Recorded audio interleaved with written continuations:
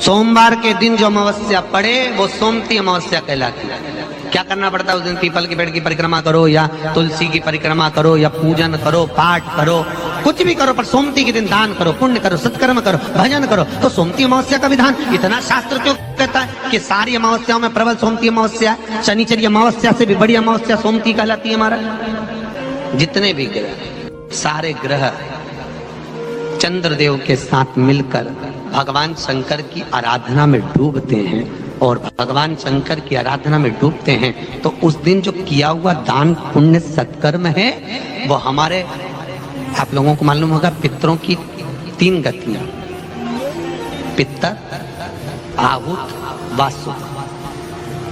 कितने? 3। गर्भ में जो चले गया आहुत है, कुमारी अवस्था में गया जिसकी शादी नहीं हुई, आहुत। पितर अधोगति में अचानक बहुत सारी तमन्ना थी, बहुत कुछ करना चाहता था और अचानक चले गया, मर गया, पितर गिनती है। जो एक्सीडेंट आदि, खांसी, सुसाइड, बस 3। शास्त्र कहता है सोमती अमावस्या के दिन ये तीनों आहुत, पितर, वासुक, जहां पर घर की कुल की माता पीपल की परिक्रमा करती है या तुलसी की परिक्रमा करती है या पूजन करती है या दान करती है सोमती अमावस्या के दिन, तो ये तीनों को उसका भाग प्राप्त हो जाता है और तीनों तर जाते हैं। फिर उनको पिंड की जरूरत नहीं पड़ती महाराज, उनको तर्पण की जरूरत नहीं पड़ती। इसलिए सोमती अमावस्या का क्रम हमारे हिंदू धर्म में ज्यादा वर्णित है। जितने आस्था चैनल पर कथा सुन रहे हो, जितने फेसबुक और यूट्यूब पर सुन रहे हो, बहुत सावधानी से सुनना। जब जीवन में कहीं समस्या खड़ी हो जाए, कहीं बहुत विकट समस्या है और कोई हल ना मिल रहा हो जाता है जीवन में, कोई घड़ी ऐसी आके खड़ी हो जाती है जहां पर हमको सोचने के लिए भी समय नहीं है। तब सोमवार के दिन जो अमावस्या पड़े वो सोमती अमावस्या कहलाती है। मान लो कोई काम आपका अटक रहा है और वो काम नहीं हो रहा, मान लो वो काम नहीं हो रहा, बहुत दिनों से आप प्रयास कर रहे हो और काम अटका पड़ा हुआ है, तो प्रयास करना, जल के पात्र में थोड़ा सा शहद, गंगा जल उसमें डालकर, पात्र में जल लेकर उसमें थोड़ा सा शहद, गंगा जल डालकर भगवान शंकर को कुंदकेश्वर महादेव के नाम से, कौन से महादेव? कुंदकेश्वर। कहते हैं बहुत बांधाओं में जब व्यक्ति पड़ जाता है, बहुत बांधाओं में जब व्यक्ति चला जाता है, कुछ ना कुछ समस्याओं में जब व्यक्ति फंसा रहता है, पड़ा रहता है, तो कुंदकेश्वर महादेव का स्मरण करना चाहिए। पड़ने वाली सोमती अमावस्या को मत छोड़ना। निवेदन है, आप एक पात्र जल जिसमें पीला चंदन, पात्र के जल में एक कलश में जल लीजिएगा, उसमें पीला चंदन घोल लीजिए। पीला चंदन घोलकर उसमें थोड़ी सी काली मिर्ची पीस कर मिला लीजिए, काली मिर्ची को पीस कर डाल दीजिए और उसमें 7 बेलपत्र उसके अंदर डाल दीजिए। 7 बेलपत्र के साथ में 7 वृक्ष के पत्ते, कोई भी वृक्ष जो आपके पास में हो, 7 वृक्ष के पत्ते उस कलश में डाल दीजिए। घर से निकलते समय पूरे घर का भ्रमण करते हुए जिस व्यक्ति को रोग बहुत है उस व्यक्ति का स्पर्श कराते हुए वो जल शंकर भगवान के ऊपर समर्पित कर थोड़ा सा जल बचाकर, पत्तियां सब शिव जी को चढ़ाकर, थोड़ा सा जल बचाकर शंकर की देहली पर चढ़ा दीजिए, शंकर की चौखट पर, भगवान शंकर के शिवलिंग की। सोमती अमावस्या के दिन ये तीनों आहुत, पितर, वासुक पत्रिका खोलते हैं पंडित जी और कह देते हैं कि काल सर्प दोष है, पत्रिका खोलते हैं और कह देते हैं पितृ दोष है। उनसे मेरा निवेदन है, जिसकी पत्रिका में काल सर्प दोष है, पितृ दोष है, उनसे निवेदन करूंगा, यदि काल सर्प दोष है और आप त्र्यंबकेश्वर जाकर पूजन नहीं करा सकते काल सर्प दोष की, तो एक तांबे के कलश में शक्कर भर लो, उस पे चांदी के 2 नाग नागिन रख लो। रविवार के दिन सिर के पास में, जिस घर में सोते हो, पलंग पर सोते हो, उस पलंग के थोड़ी सी दूर पर उस कलश को रख लो। सोमवार को स्नान करो, सुबह जल्दी उठकर दोनों नाग नागिन की पूजन करो, घर में किसी से ज्यादा बात ना करो, स्नान कर कर पूजन कर कर थोड़ा सा कटोरी में कच्चा दूध लेकर उस नाग नागिन पर चढ़ाकर पूजन कर कर, सफेद फूल 2 चढ़ाकर उस कलश को ले जाओ और शंकर जी के शिवलिंग पर ऐसे अर्पण कर दो। कलश वापिस ले आओ, नाग नागिन शक्कर सब चढ़ा दो, वापिस घर पर आओ। घर पर आकर फिर एक बार स्नान करो। महाराज, कितना भी भारी काल सर्प दोष क्यों ना हो, पितृदोष कैसा भी हो, उसमें आराम लग जाता है। जहां पर घर की कुल की माता पीपल की परिक्रमा करती है या तुलसी की परिक्रमा करती है या पूजन करती है या दान करती है सोमती अमावस्या के दिन, तो ये तीनों को उसका भाग प्राप्त हो जाता है और तीनों तर जाते हैं। फिर उनको पिंड की जरूरत नहीं पड़ती महाराज, उनको तर्पण की जरूरत नहीं पड़ती। इसलिए सोमती अमावस्या का क्रम हमारे हिंदू धर्म में ज्यादा वर्णित है। सोमती अमावस्या के दिन ये तीनों आहूत पितर वासुक श्री शिवाय नमस्तुभ्यम, सब बोलिए एक बार जमकर, श्री शिवाय नमस्तुभ्यम। सोमती अमावस्या है और सोमती अमावस्या के साथ में पुष्य नक्षत्र भी है, जिसको सोम पुष्प कहते हैं। और इस सोम पुष्प का जो आनंद है, इस सोम पुष्प का जो लाभ है, वह हमारे जीवन को सुख देने वाला है।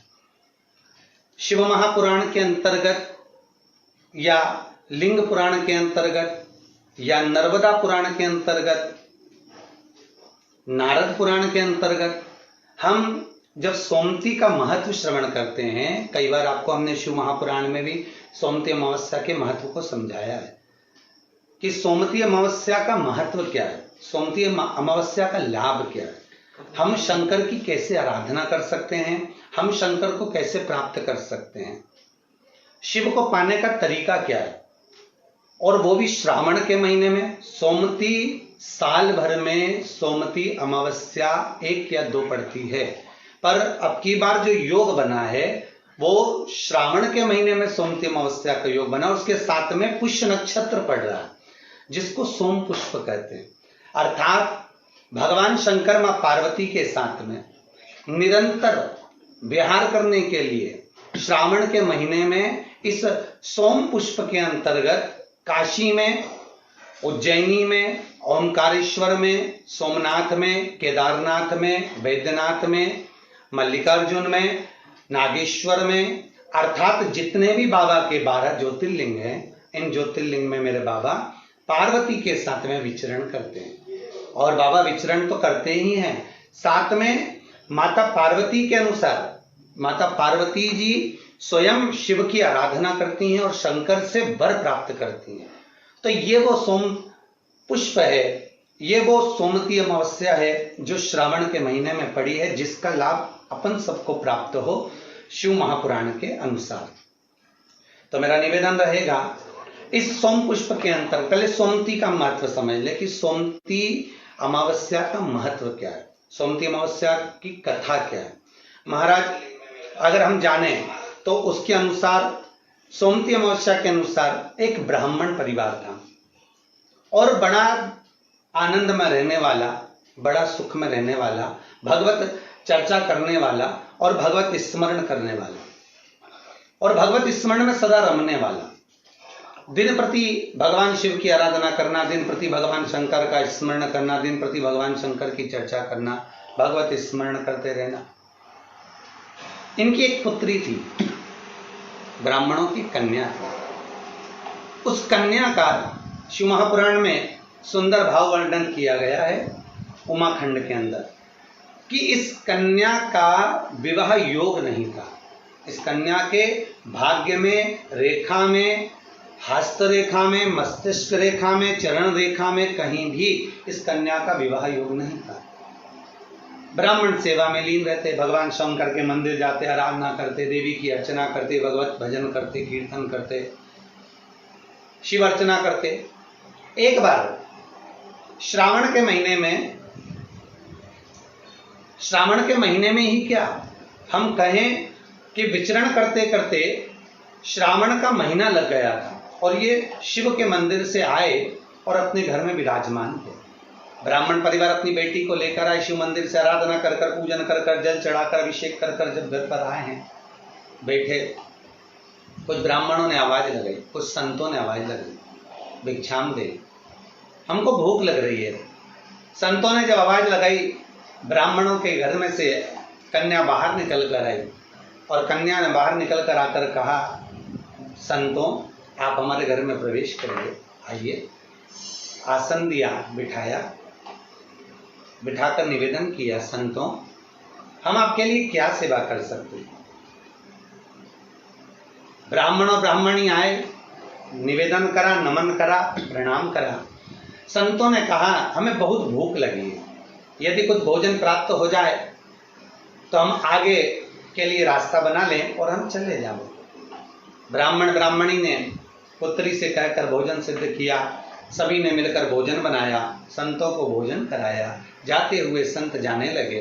ब्राह्मण ब्राह्मणी को देखकर यथा योग्य आशीर्वाद दिया। आशीर्वाद देने पर ब्राह्मणों ने एक निवेदन करा, ब्राह्मण ब्राह्मणी ने निवेदन करा कि हमारा केवल इतना सा निवेदन है गुरुदेव, संत देव, हमारी बेटी का विवाह नहीं हुआ, इसका योग नहीं बनता, इसका संबंध नहीं हो रहा, हमारी बेटी का विवाह करना। संतों ने उसी समय पर कन्या के हस्तकमल को जब देखा, कन्या के हस्तकमल को देखकर कहा कि इस बेटी के भाग्य में तो विवाह का योग ही नहीं है, इसका संबंध नहीं होगा, और मान लो यदि इसका संबंध हो गया, इसका विवाह हो गया, तो इसका पति जीवित नहीं रह सकता।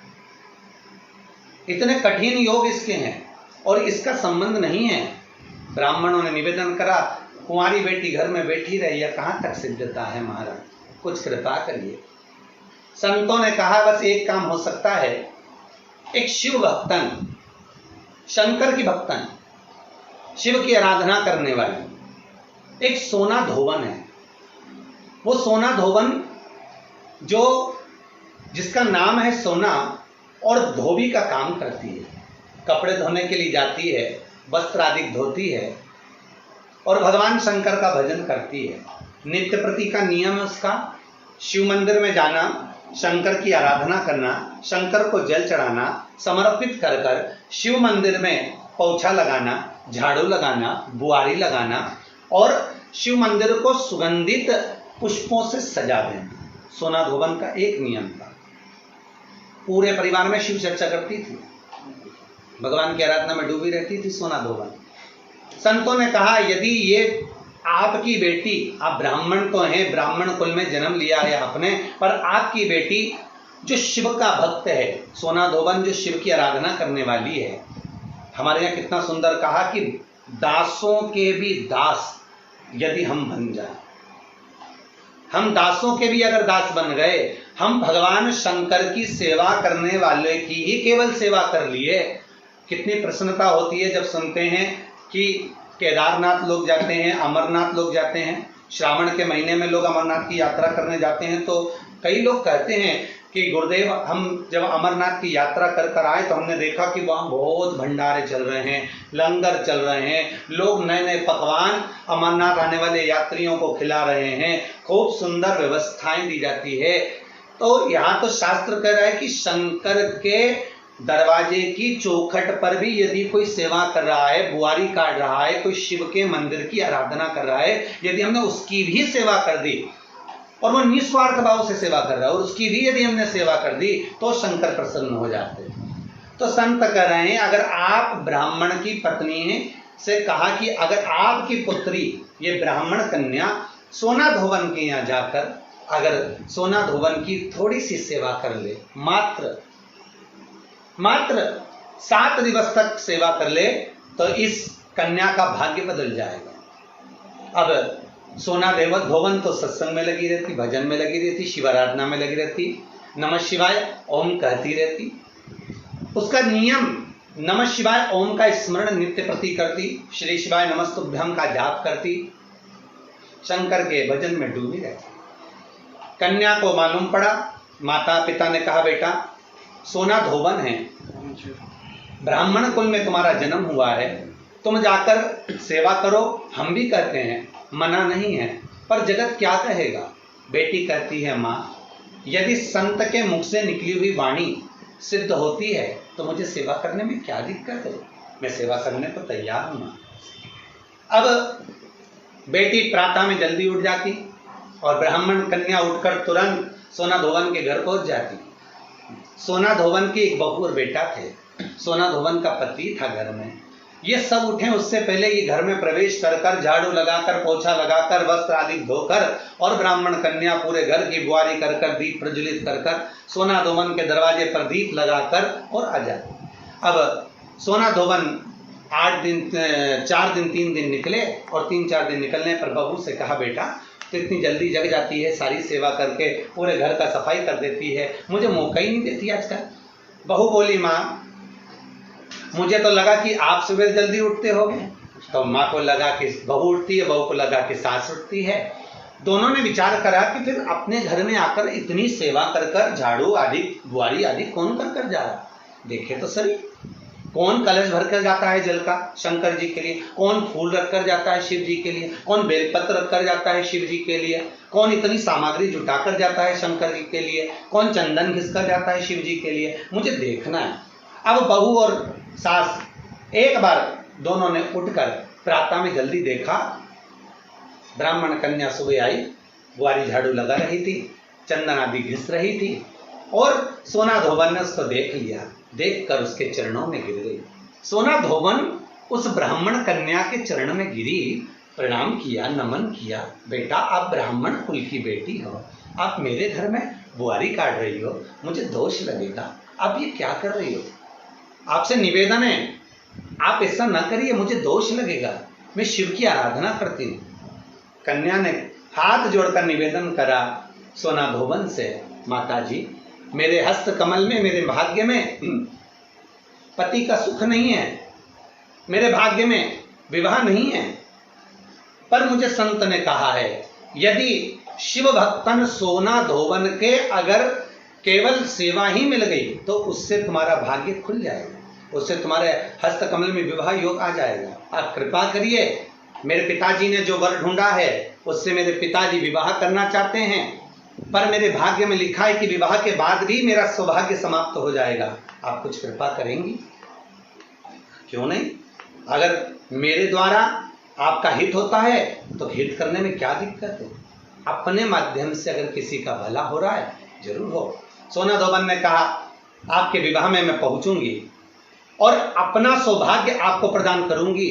संत ने कहा था मां कि सोना धोवन के मस्तक का सिंदूर यदि तेरे मस्तक पर आ जाएगा तो तेरा बाल भी बांका नहीं होगा। मां ऐसी कृपा करिए, मेरा सौभाग्य बना दीजिए।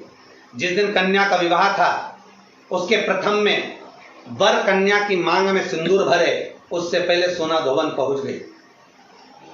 जैसे सोना धोवन ने अपनी मांग का सिंदूर निकाल कर जैसे ही उसी पल कन्या के मस्तक पर दिया, कन्या के मस्तक पर देते ही सोना धोवन का जो पति था एक जगह पर बैठा हुआ था, उसका पति के प्राण निकल गए, क्योंकि सोना धोवन को लग गया था। सोना धोवन ने जाते जाते अपनी बहू से कह दिया था ससुर का ध्यान रखना। प्राण निकलते से ही जैसे ही मांग में सिंदूर दिया, सोना धोवन का मांग का सिंदूर जैसे ही हटा, हटते से ही सोना धोवन को ज्ञात हो गया कि आज मुझे लगता है कि मेरा पति नहीं रहा। नैनों से नीर बहा। सोमती अमावस्या का दिन था जिस दिन उस ब्राह्मण की कन्या का विवाह हुआ था। धोवन सिंदूर देकर आ रही थी। धोवन का नियम था शिव की आराधना कर कर सोमती की फेरी लगाती थी। आज वही सोमती अमावस्या पड़ गई और सोमती अमावस्या पड़ी तो जब घर से चली तो हाथ में कोई वस्तु नहीं थी। सोमती अमावस्या के दिन पीपल के वृक्ष की फेरी जो लगाई जाती है वो खाली नहीं लगाई जाती। चाहे कच्चे सूत से लगाओ, चाहे 108 आप हल्दी की गठान रख लो, चाहे आप कमलगट्टा रख लो, चाहे आप सिंदूर की डब्बी रख लो, चाहे आप दाग चिरौंजी रख लो, पर 108 वस्तु होना जरूरी है। सोना धोवन के हाथ में कुछ भी नहीं था। पीपल के वृक्ष को देखा, सोमती अमावस्या है और मेरा नियम है मैं सोमती अमावस्या को 108 फेरी देती हूं अखंड सौभाग्य के लिए। लगा उधर पति तो चला गया था। सोना धोवन ने एक ईंट पड़ी हुई थी, ईंट के 108 टुकड़े कर लिए और ईंट के 108 टुकड़े कर कर सोना धोवन ने पीपल के वृक्ष के नीचे पहुंचकर पीपल देव में जिसमें 52,000 ब्राह्मणों का वासा होता है, जिस पीपल में सारी सिद्धियां प्राप्त होती है, जिस पीपल में स्वयं लक्ष्मी नारायण के साथ निवास करती है, जिस पीपल में स्वयं सूर्यदेव शनि महाराज और यमराज को विराजमान करते हैं, उस पीपल में जिसमें ब्रह्मा विष्णु शिव सदा निवास करते हैं, ऐसे पीपल की जब फेरी लगाना सोना धोवन ने चालू करी तो महाराज शिव महापुराण की कथा कहती है, सुंदर नर्मदा पुराण की कथा कहती है, 108 ईंट की खोड़ से, ईंट के टुकड़े से जब सोना धोवन की फेरी पूर्ण हुई, जैसी पूर्ण होती है सोना धोवन अपना पल्लू पसार के प्रणाम जैसी करती है, पीपल के वृक्ष पर जो सिंदूर लगा था सोना धोवन ने जैसे अपनी मांग में भरा, वैसे उसका पति वापस जीवित हो गया, वापस जीवित हो गया। सोमती अमावस्या का फल ही यही है कि जिन वर कन्या का विवाह नहीं होता, जिन लड़का लड़की का विवाह नहीं होता, जिन पति पत्नी में आपसी में टकरार चल रहा हो, अदालत तक बात पहुंच गई हो, जिस घर में शांति नहीं रह रही हो, आपस में क्लेश बड़ा मचा हो, ऐसी हो गया मन में कि अब ये तनाव बहुत बढ़ गया है, संबंध टूट जाएगा, तो निवेदन है सोमती अमावस्या के दिन आप भी सोमती अमावस्या के दिन पीपल के वृक्ष के नीचे जाकर उस पीपल की पूजन कर कर उस पे कुंकु सिंदूर चंदन समर्पित कर कर कच्चे सूत से 7 परिक्रमा करिए। 7 बने तो 7, वैसे तो 108 लगाओगे तो आपके जीवन में सुखता आएगी। और ये वो सोमती अमावस्या पड़ रही है जिसको सोम पुष्प कहा जा रहा है, पुष्य नक्षत्र पड़ रहा है और ऐसे श्रावण के अंतर्गत पड़ रही है जिसमें 2 शनि प्रदोष है, जो स्वयं भगवान शंकर के लिए शुभ है। आप 108 फेरी लगाएं, चाहे दाने से लगाएं, चिरंजी से लगाएं, जिससे भी लगाएं, पीपल की पूजन करें, जल अर्चना करें। इतना निवेदन करता हूं कि आपके घर में अशांति नहीं हो सकती, परिवार में प्रेम जरूर बढ़ेगा। निवेदन है जिसके घर में क्लेश बहुत मचा हुआ है, या कोई पैसा खाकर चले गया, धन नहीं दे रहा, रुपया नहीं दे रहा और बहुत मशक्कत कर लिए, हाथ जोड़ लिया, पांव पड़ लिया, रुपया नहीं दे रहा, तो काली तिल्ली को पानी में गला दीजिए और पानी में गलाकर उसको सुबह पीस लीजिए। सोमती अमावस्या के दिन सुबह पीस लो, पीस कर एक कटोरी में उसमें पीला चंदन मिला लीजिए, उसको लेकर जाइए। 1 लोटे में दूध और जल लेकर जाइए, 5 बेलपत्र लेकर जाइए, शंकर के मंदिर में पहुंचिए। शंकर जी के शिवलिंग को वो जो तिल आपने पीसी है उस तिल को आप मिक्सर में मत पीसना, हाथ में कूटी, हाथ से कूटिए या कोई बेलन से या कोई वस्तु से उसको पीसिए और पीस कर उसका उत्तन तैयार करिए, उसमें चंदन मिलाकर शंकर के शिवलिंग को समर्पित करिए, शंकर के शिवलिंग को लगाइए। केवल शिवलिंग को ही नहीं, भगवान शंकर की संपूर्ण जलाधारी पर, जहां शंकर भगवान की बेटी अशोक सुंदरी है, कार्तिकेय जी हैं, गणेश जी हैं, उस पूरे जलाधारी में जहां पार्वती मैया भी विराजमान है, पूरी जलाधारी को समर्पित करिए। समर्पित कर कर त्रिपुंड लगाइए, अपनी 3 उंगलियां उसी चंदन पर फेर दीजिए, फेर कर अपनी कामना कर कर बेलपत्र चढ़ा दीजिए। 5 या 7 बेलपत्र आपके भाव से आप शिव को समर्पित कर दीजिए।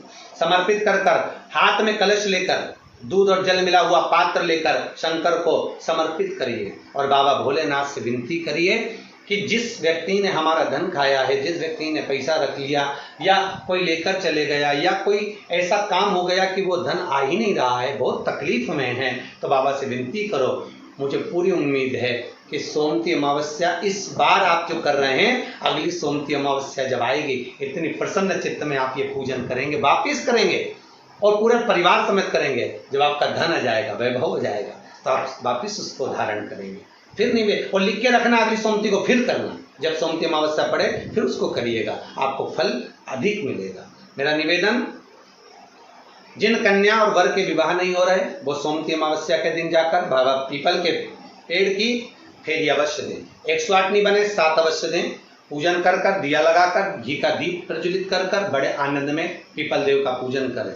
और निवेदन, जिस व्यक्ति को रोग बहुत हो, चाहे शुगर हो, बीपी हो या घुटने में दर्द हो, कमर में दर्द हो या बहुत कष्ट का जीवन निकल रहा हो, यहाँ तक कैंसर जैसी भी बीमारी यदि आपको है, तो ये सोम पुष्प को छोड़ना मत ही। श्रावण के महीने में पड़ने वाली सोमती अमावस्या को मत छोड़ना। निवेदन है, आप 1 पात्र जल एक पात्र जल जिसमें पीला चंदन, पात्र के जल में एक कलश में जल लीजिएगा, उसमें पीला चंदन घोल लीजिए। पीला चंदन घोलकर उसमें थोड़ी सी काली मिर्ची पीस कर मिला लीजिए। काली मिर्ची को पीस कर डाल दीजिए और उसमें 7 बेलपत्र उसके अंदर डाल दीजिए। 7 बेलपत्र के साथ में 7 वृक्ष के पत्ते, कोई भी वृक्ष जो आपके पास में हो, 7 वृक्ष के पत्ते उस कलश में डाल दीजिए। घर से निकलते समय पूरे घर का भ्रमण करते हुए जिस व्यक्ति को रोग बहुत है उस व्यक्ति का स्पर्श कराते हुए वो जल शंकर भगवान के ऊपर समर्पित कर थोड़ा सा जल बचाकर, पत्तियां सब शिव जी को चढ़ाकर थोड़ा सा जल बचाकर शंकर की देहली पर चढ़ा दीजिए। शंकर की चौखट पर, भगवान शंकर के शिवलिंग की चौखट पर समर्पित करें। शिवलिंग की चौखट पर समर्पित कर उसी जल जो आपने देहली पर चढ़ाया है उसी जल का भाग थोड़ा सा कटोरी में 1 चम्मच के बराबर लेकर आइए। जो व्यक्ति बीमार है उसके शरीर पर उसको छींटा दीजिए। 3 बार छींटा देना है, सुबह, दोपहर और शाम। उसके बाद में बाबा विश्वनाथ से प्रार्थना करिए। शाम के समय घर के बाहर एक घी का दिया अवश्य लगाइए। मुझे पूर्ण उम्मीद है सोमती अमावस्या श्रावण के महीने की रोग मुक्त करेगी, अधिक फल आपको प्रदान करेगी, सुख का अनुभव कराएगी, आपके जीवन का कल्याण करेगी। और निवेदन, सोमती अमावस्या हमारे जीवन को फलित करने वाली, सुख देने वाली, आनंद देने वाली, हम उसका लाभ अवश्य लें। जो बच्चे पढ़ने में कमजोर है या कोई विद्या के लिए किसी एग्जाम में बैठ रहे हैं, गवर्नमेंट के एग्जाम में बैठ रहे हैं और बच्चे उस एग्जाम में पास नहीं हो पा रहे हैं या निकल नहीं पा रहे हैं, या कोई टीचिंग के लिए, बैंकिंग के लिए आप अप्लाई कर रहे हो, नहीं हो रहा है, निवेदन है सोमती अमावस्या कल पड़ रही है, 2 स्वस्तिक आपको बनाना है। कितने स्वस्तिक बनाना है? 2 स्वस्तिक। एक स्वस्तिक कुंकू का पीपल के पेड़ पर बनाना है आपको। पीपल के पेड़ पर बनाने के बाद में जमीन पर, भूमि पर एक घी का दिया लगाना है। दूसरा स्वस्तिक शंकर के मंदिर की चौखट पर आपको बनाना है, किसी भी एक साइड में, चाहे राइट में बना लें चाहे लेफ्ट में बना लें। शंकर के मंदिर पर जो स्वस्तिक बनाओगे वो पहले पीपल के वृक्ष के बनाना है। पीपल के वृक्ष के बनाने के बाद में शंकर के मंदिर में शाम के समय आप जाकर स्वस्तिक बना सकते हैं। दोपहर से लेकर शाम तक कभी भी स्वस्तिक बनाएं और एक घी का दिया वहां रखा है। बस इतना याद रखना, पीपल के पेड़ के नीचे जो स्वस्तिक बनाओगे वहां जो घी का दिया लगेगा उसमें गोल बत्ती लगेगी, फूल बत्ती लगेगी। शिव मंदिर की चौखट पर जो दिया लगाओगे उसमें 2 बत्ती लगेगी, लंबी वाली, लंबी बत्ती 2 लगेगी घी की। वो बत्ती आपको शंकर के मंदिर पे दिया कहाँ रखना है? जहां स्वस्तिक बनाओगे उसी के ऊपर 2 बत्ती का दिया लगाओगे। उस समय पर दिए का जो बत्ती है उसका मुख अपनी ओर होना चाहिए और भगवान शंकर की चौखट पर प्रणाम कर कर, निवेदन कर कर, नमन कर कर आप आइए। आपके जीवन में सफलता प्राप्त होगी। आप जिस चीज की कोचिंग कर रहे हो, जिस चीज में उतरना चाहते हो, आपको वह फल प्राप्त होगा। सभी